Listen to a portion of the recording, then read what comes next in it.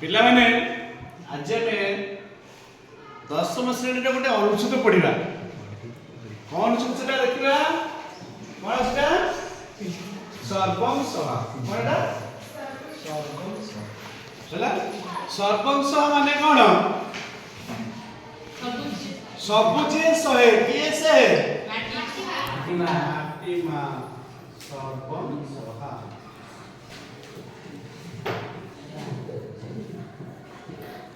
ये से सर्वं सह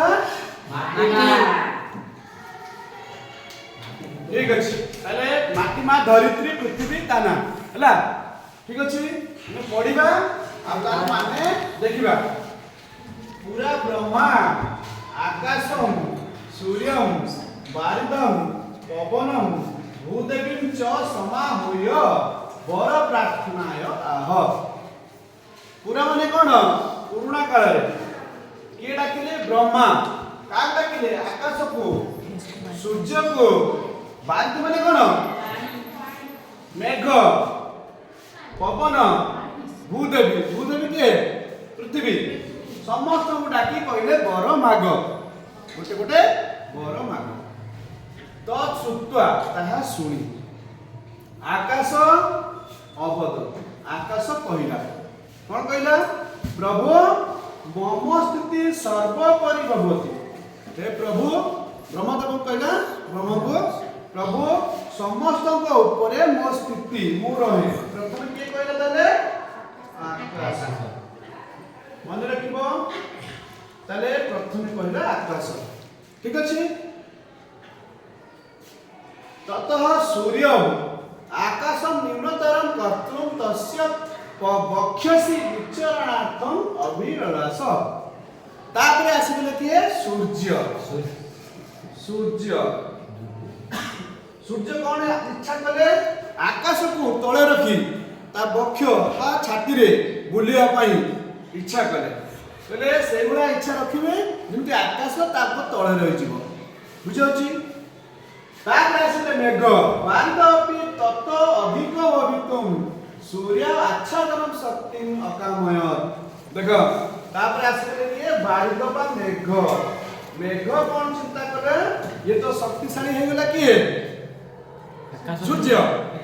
आकाश प्रथम रहला तापरे सूर्य से सूर्य को जेमति ढांकी देवार शक्ति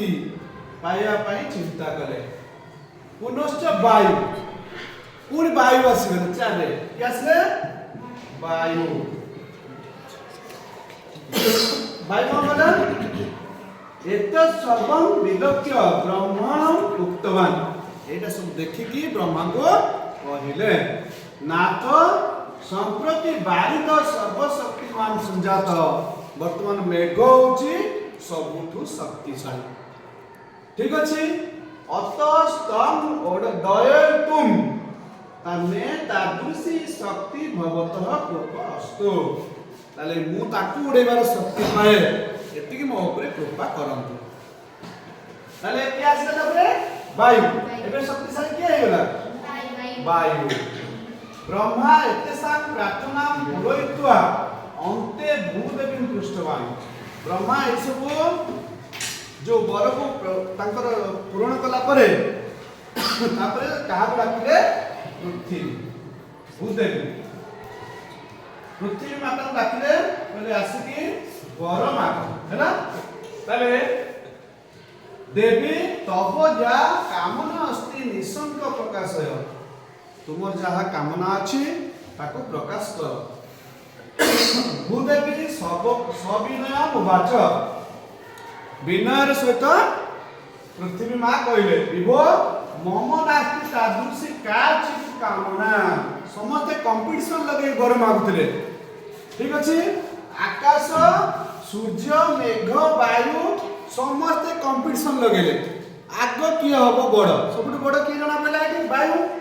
मेघ कोडे दिला मेघ सूर्य को ढाकी दिला सूर्य आकाश पक्षी विचरण दिला किंतु जेते बेले पृथ्वी मां को डका हला से कोन कहले प्रभु मोर एभला किछि कामना नाही अतः यथा ते रोचते भगवान प्रयच्छतो स्वर्गरामि अरे तांकर से विशाल हृदय रे से कहले मते जहा देले मु स्वीकार कर देबी तथा ब्रह्मा अवदत् सेतबेले ब्रह्मा कहिले देवी तब परी जीव जगत सृष्ट मया तमरी उपरे मु जीव जगत को सृष्टि करिछि एते जीवा स्वार्थाय विविध रूपाय तब शरीरम खिन्न भिन्नम च करिष्यन्ति एठी लोक माने कोन करछन्ति जीव माने स्वार्थ पई तम शरीर को सब खिन्न भिन्न खोली काली पके के हानि मारी के नष्ट कर दउछन्ति किम तो एत सर्वम सोढुम समर्था भविष्यसि ताले तमे ए सब सहिबा को समर्थ की भूदेवी उक्तवती पृथ्वी मां कहले पितः हे पितामह पिता तब प्रसादात सर्वम सहावहम आपण को कृपारु मोची सर्वम सहा सब सही पारे सर्वे जीवा में संतान समस्त जीव मोर संतान मातृत्व भावनाया पुरतः काचित पीड़ा न देखा बळीसी तारे मातृत्व भावना पाखरे किछि भी कष्ट अधिक कष्टदायक नुह एत सुत आकाश सलज्जम छत्र रूपेण